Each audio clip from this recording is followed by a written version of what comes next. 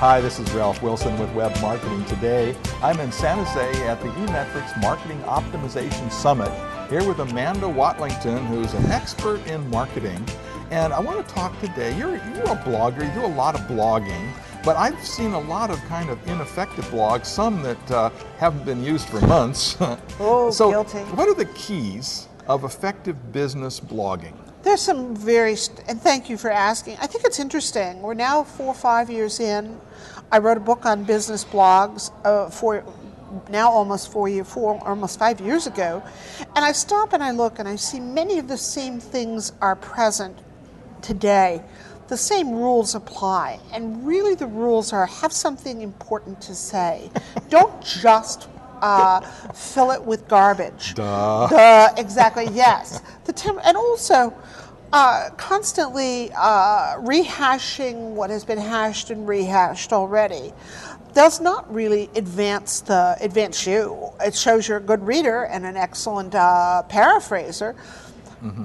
Blogging early and often, unfortunately, that's a lot of people replace often with effective content. It's really all about a content strategy. I just was yesterday and this is May 5th, I was at the Online Marketing Summit in Boston. After an entire day, one of the last questions that was put forth was, what's the most important element to have today that we've seen across all of these online channels? A lot of discussion on blogging, a lot of discussion on social media. The most important element was to have an effective content strategy. What is a content strategy? And give me an example of one. An example of a content strategy, I look at content from a search perspective. Okay. And I look at, does your content mesh with what you want people to find you for? Simple. If your website isn't about marketing, don't expect people to find it for marketing. I mean, it's very fundamental, and it seems as though I'm always amazed.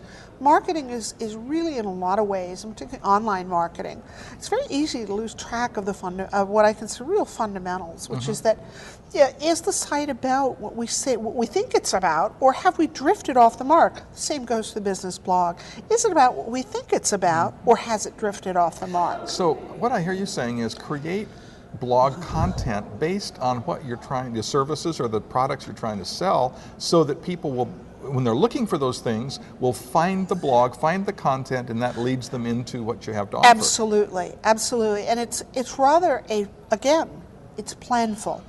Be planful, be strategic. Today, particularly with resources really, really constrained, we really have to be more planful than ever before. So let's say my company's got a blog and I want to revive it.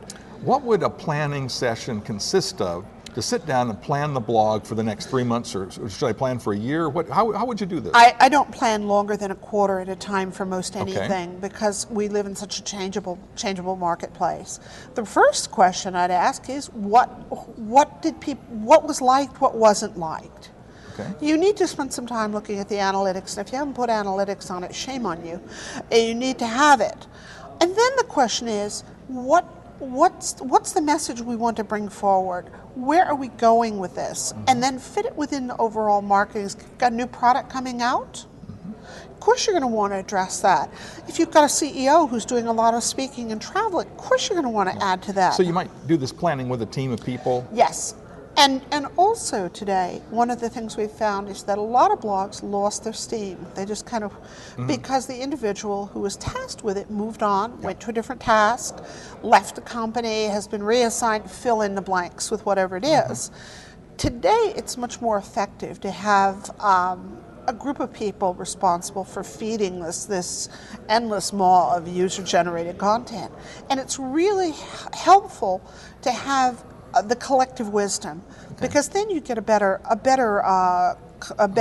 product out of it. Even if you have a single voice, you want to have a number of minds that are figuring out how to approach this. Exactly. It can't just be, there's some wisdom in having multiple minds. The wisdom of crowds, as they say. Thanks so much for sharing with us. Tell me about your business and what you do. Searching for profit, the name says it all. I'm deep in search, all kinds of searchable media, and how to connect it to the marketing plan.